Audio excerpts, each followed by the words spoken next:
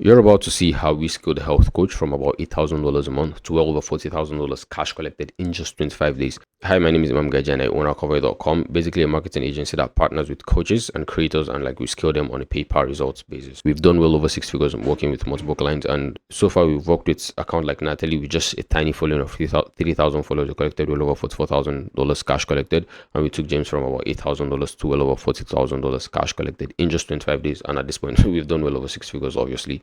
So key points we're going to go over in this video is how most people misunderstand offers, first of all. Then secondly, how to do proper market research using sales calls and then using the data from the sales calls to craft good offers. And then the funnel we used after we've obviously gotten the offer, but because like I said, the offer is king. So first of all, how people misunderstand offers is that for most people selling coaching offers, one thing they don't seem to understand, in my experience at least, is that they don't understand there are various types of offers. Like not all offers are the same. One is the direct ROI offers, which is like B2B, make money online, etc. Right? And the other is actually the problem solving offer, or I'll say the alt offers, which are things like relationships, health, life coaching, etc. Basically offers that help people solve some particular problem. Now what people don't understand is that the way you sell these offers are different because there's nuance. Like for example, the outcomes are purely subjective. What one person considers to be really, really good, for example, like relationships, how someone lives their life or whatever, the other person obviously doesn't. He thinks it's complete shit, right? So because of that, it's different in a lot of ways. And so what they try to do is they try to use the regular, straightforward formats that business opportunity or B2B offers use to sell stuff. And while that works to a certain extent, it's actually really inefficient, and that's why there's a lot of bottlenecks they experience when scaling. So with business opportunity offers or B2B offers, for example, the value proposition is clear. Give me $2,000, for example, and I'll show you how to make $5,000 to $10,000 in 6 months or less. Like if you were promised that sort of return in the stock market, you most likely would bet on it, right?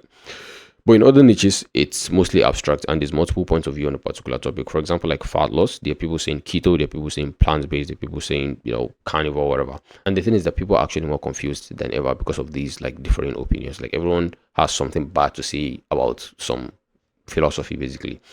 So because of that, it's not a straightforward approach, but there are a lot of mental roadblocks that you actually need to overcome without getting there. And to overcome these mental roadblocks, you actually need market research, which takes us to the second part of this presentation, which is market researchers and sales calls. Now the first thing we did when we actually came in was actually because we noticed they didn't actually take sales calls, so we actually had James, the business owner, actually record all of the sales calls. Because by the way, if you don't record your sales calls, you're losing out on a lot of data. So what is needed is to actually understand what people want the most, or basically what their problem is, what their objections are, what they're saying on the calls, how they're saying it, the ones that buy, the ones that don't buy, all of that stuff, right? You need all of the information on the sales calls. And what better way to get it than to actually witness it when you're actually trying to get them to give you their hard-earned money. They didn't just plug the money from the tree or something. They actually worked hard for that money and you're asking for it. A lot of it, by the way, $2,000, $3,000, $5,000. So this is actually pure gold, because this is what we're going to be using for the marketing materials, like the pre-call sales assets, content, VSLs, whatever. Now, using the information from these sales calls, we actually recrafted the offer. We kind of saw what made people buy, what obviously did not make people buy. And so we recrafted the offer. We changed the pitch deck into a more visual process of how we actually help them heal and reverse their chronic health issues, because that's what he did as a health coach. Anyways, now we'll go into the funnel we used. So now this is more of the funnel that we actually used to actually scale his entire business, basically. And as you can see, that someone actually sent a check, actually no, wire transfer check. Anyways, as you know, with Instagram there are two types of posts. One is the reels post, which actually reaches more non-followers than followers, and then there's also regular post, carousel post, which we found to be reaching more followers than non-followers. Now this is actually where we do a lot of the call to actions. If you're doing a lot of call to action, this is where we do it, because first of all, if you're going to be getting on a call with people, you actually want to get on a call with people who already trust you, who already know you, and they kind of trust you to some certain extent. Because if they don't trust you, there's going to be unnecessary sales resistance. So just one way to actually, you just want to wait for them to actually consume more of your content before even scheduling a call, because there's a lot of skepticism. Sometimes they're just following you, they're just knowing you.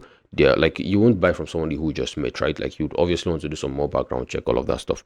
So we do this to actually kind of cast a wide net, get in a lot of more followers, a lot of more people, and then we use this to actually sell people, because this reaches more followers than non-followers, and they naturally attract more more high intense leads, basically. So back to the funnel. So after using the sales calls to actually recraft the offer, what we did is create content. Now this is another issue that most people face, right? Because they just sort of try to create content and then they have an offer later, which does not really make sense for people, because a lot of the time there's this gap between the content and the offer that they are actually selling. So it's kind of like a cognitive dissonance, and that's why sometimes you get a lot of like, I need to think about it objections, right? Because it's not really a smooth road. So what you actually want to do is that you actually want to have the offer first of all, and then you create content that basically just leads back to the offer, because they're going to be following from all of this stuff, right? They're going to be following from this content, and then you actually would need them to buy the offer, right? And if there's a gap and it's not congruent, like, you're going to get a lot of like, I need to think about it. It's not just going to be like smooth for people, right? So basically that you use content, and like I said, with the content, you actually like, since we've had the offer as the premise, one way we can actually like make it like smooth is that with the content we actually want to sell the philosophy, and you actually want to like be authentic with it, obviously, because if you're just making content from your offer, it's going to sound a bit robotic and not authentic, basically. So you actually want to be authentic, right? You can't just be yourself. And so with the content, we're actually selling your philosophy and like also bonding with the audience.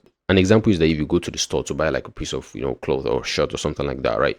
Like, you obviously go to the mirror and you stand and look at it. Oh, like, this stuff actually looks good on me, right? And then you buy it, because if it does not look good on you, then if you don't think it looks good on you, like, you're not going to buy it, right? If you don't think it looks good on you, like, you're just going to buy it. But when you actually think it looks good on you, hey, people are going to compliment me. People are going to look at me as high status when I wear this type of shirt. Then you are more likely to buy the shirt, or you're more likely to buy the piece of cloth. Anyways, that's usually why you buy it. So it's kind of like the exact same thing. We need them to buy the ideas. We need them to first of all believe the ideas, because they're going to be paying you money for like the ideas. Basically, the offer is usually based on the idea. So if they don't buy the idea at the beginning, if they think the idea is shit, they're never going to buy. Basically, that's it. Or if they're kind of like doubtful about the idea, they're not going to buy, right? And even if they buy, you're more likely to kind of like experience refunds, or like, people, if you're doing a payment plan, people not basically like going on, people not completing the payments, basically, and they just drop out.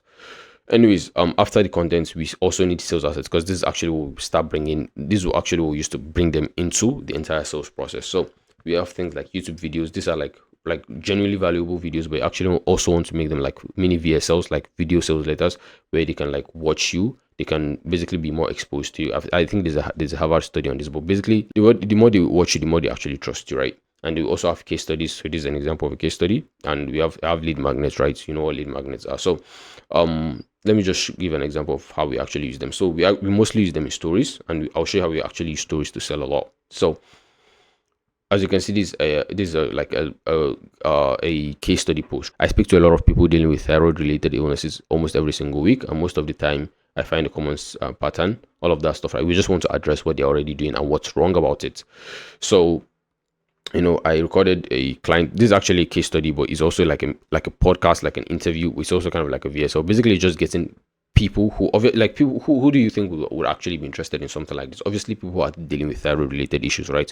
And we actually want them as clients, because someone bought thyroid coaching, and we had about like 2 people. So like, thyroid is obviously a good concept, right? And people are more likely to sign up for it. But anyways, so basically, as you can see, if you want to see it, reply with the word thyroid, and I'll send it over. So here's an example of like a lead of a lead magnet giveaway. And when people actually DM, we then talk to them in a DM conversation. So I'm going to explain that shortly.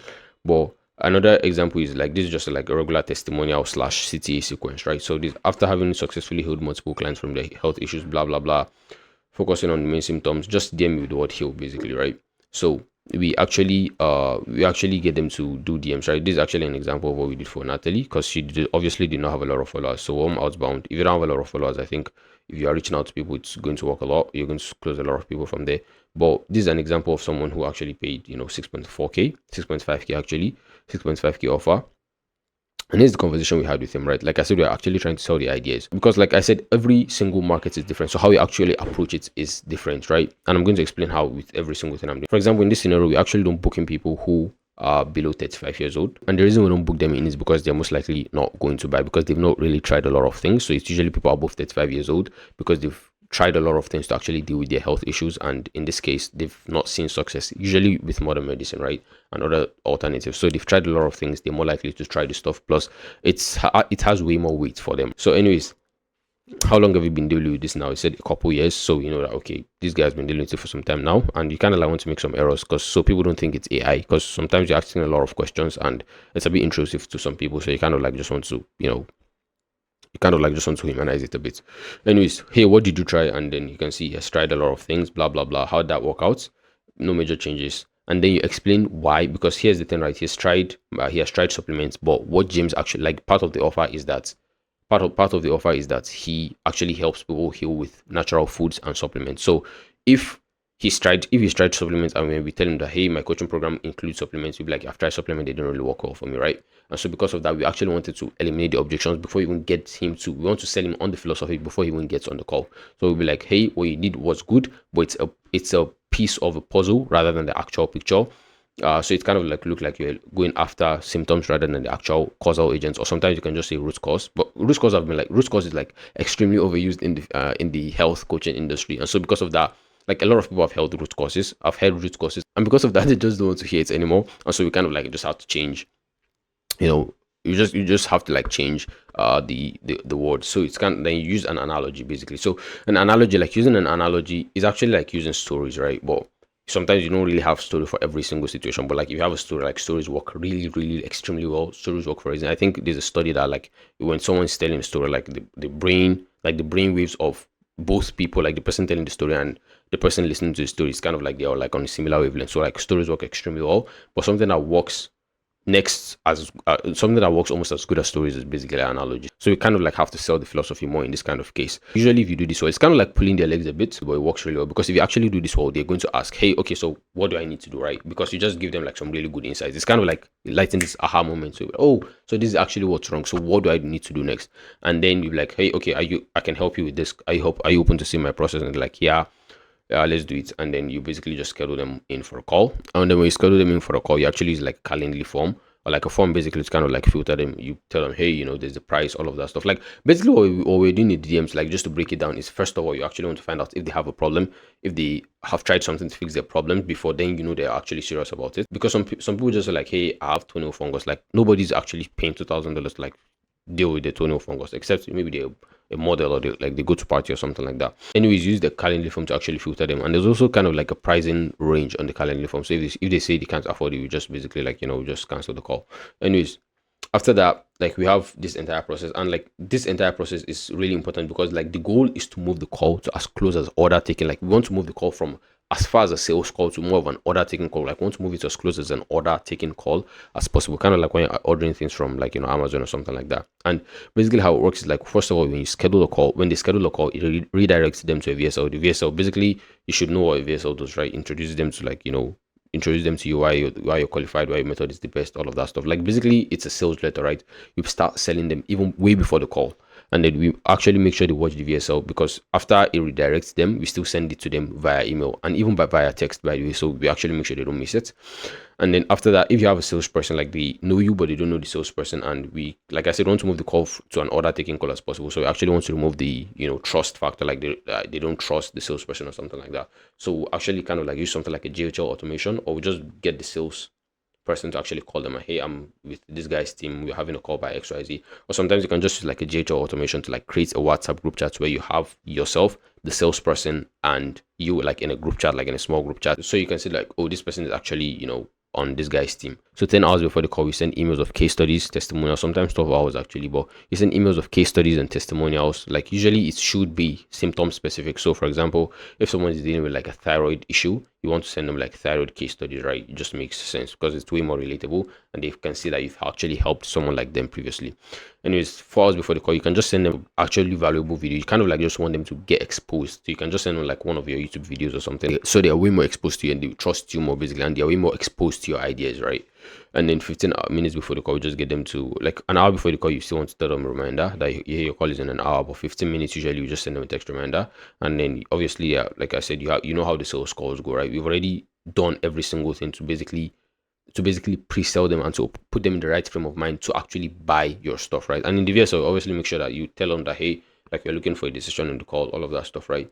And then if they buy, they become a customer. If they don't buy, you basically send follow-ups to actually get them to buy, basically, right? So first of all, we send emails with more testimonials, like emails with like similar case studies, more testimonials or something like that. Secondly, is like a straight speech. If, for example, if they give you like an objection, hey, I need to think about it. Like, hey, you said you wanted to think about it. Are you moving forward or not? Like basically like, let's move forward or something like that, right? And then third is kind of like put them like in a 30 or 45 or like a 90-day engagement sequence where you actually want them to schedule a call back, because you don't really want to lose all the leads, right? You actually want to put them back in an engagement sequence where they can actually reschedule a call with you, because if they hop on the second call, like if they hop on the first call, they hop on the second call, then they're pretty interested and they're more likely to close.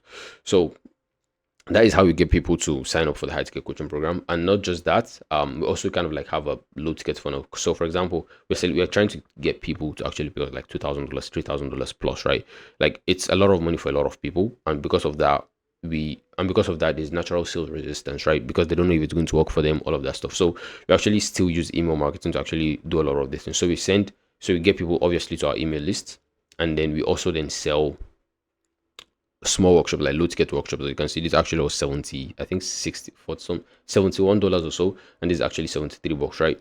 Anyways, we sell small workshops like this. So we actually use emails to like sell the workshops. We still use Instagram stories, as you can see, but also use email. Like we mainly use emails because if they actually DM or something like that, we just send them like an email we already sent to our list, but in a Google Doc, basically.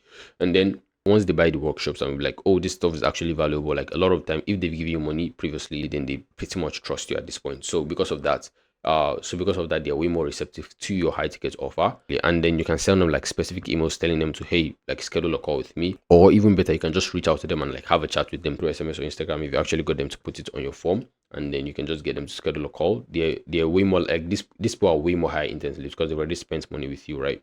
And then obviously we still take them through the Calendly form because they bought something from us, like they're just way more likely to close. So basically this is kind of like the entire strategy. So now next is how you can actually get me to do this for you. So if you actually want me to do this for you, you can just reach out to me on Instagram at imamgajix, or you just go to akave.com. There are a bunch of testimonials, all of that stuff. You can just see them, and then you can schedule a call with me if you have above 15,000 real organic followers. If you have above 12,000, if you have 10,000, so I think it's possible, depending on your offer. Obviously, we can go over how we make you an additional $40,000 in 8 weeks or less. Like obviously MRR, like recurring revenue.